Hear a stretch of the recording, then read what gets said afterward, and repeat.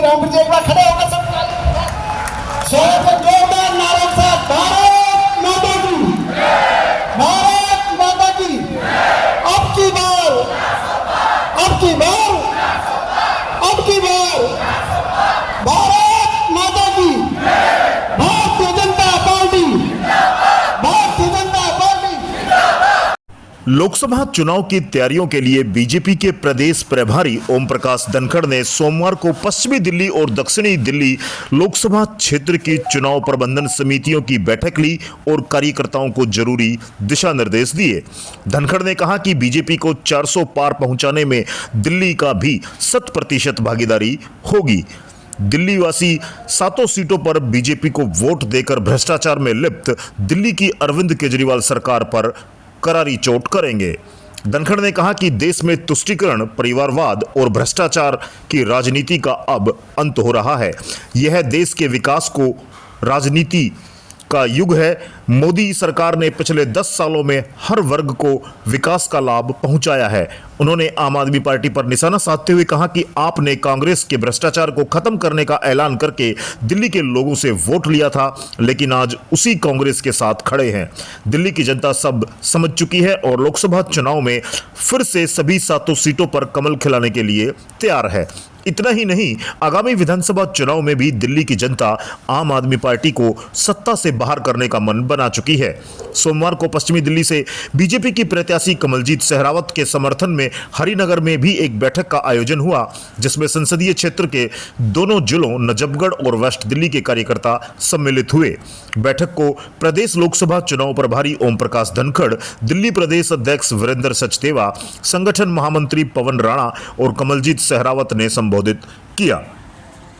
वहीं दिल्ली प्रदेश के भाजपा अध्यक्ष वीरेंद्र सचदेवा ने आम आदमी पार्टी को निशाने पर लिया है। कहा है कि दिल्ली में एक भी सीट पर महिला उम्मीदवार न उतारे जाने पर बीजेपी ने कांग्रेस को और आम आदमी पार्टी को आड़े हाथों लेते हुए कहा है कि दोनों ही पार्टियों का महिला सशक्तिकरण विरोधी चेहरा सामने आ गया है। उन्होंने कहा कि एक और नरेंद्र मोदी की अगुवाई वाली केंद्र सरकार खेलकूद से लेकर सेना और प्रशासनिक सेवाओं में महिलाओं को अधिक जगह दे रही है और इधर ये दोनों दल हैं जिन्होंने दिल्ली में प्रतिनिधित्व देने से ही इनकार कर दिया है। उन्होंने कहा कि केंद्र सरकार तो नारी शक्ति वंदन 2023 कानून ला चुकी है ताकि महिलाओं को संसद में भी अधिक प्रतिनिधित्व मिले।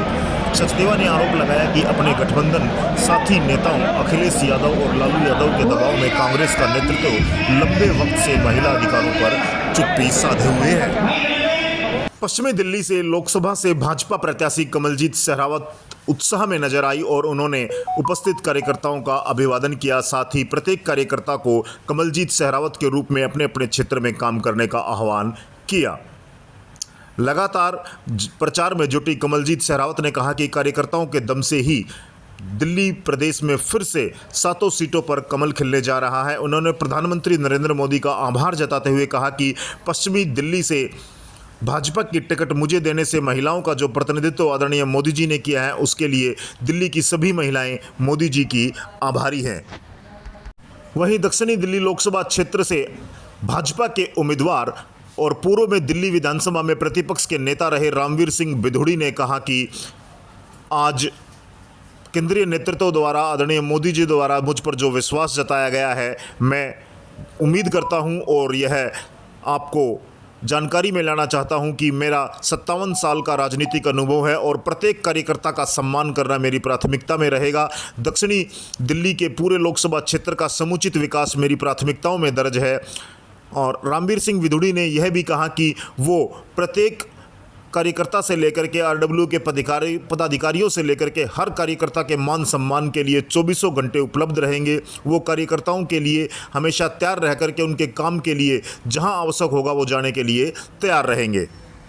दक्षिणी दिल्ली लोकसभा संगठनात्मक बैठक का आयोजन छतरपुर में किया गया, जहां प्रदेश के विभिन्न वरिष्ठ भाजपा नेताओं ने वंदे मातरम का गायन कर और दीप प्रज्वलन कर कार्यक्रम की शुरुआत की। दिल्ली प्रदेश प्रभारी ओम प्रकाश धनखड़ ने संगठनात्मक बैठक में कार्यकर्ताओं को जरूरी निर्देश दिए, आवश्यक कार्य किया और कार्यकर्ताओं का उत्साहवर्धन भी किया।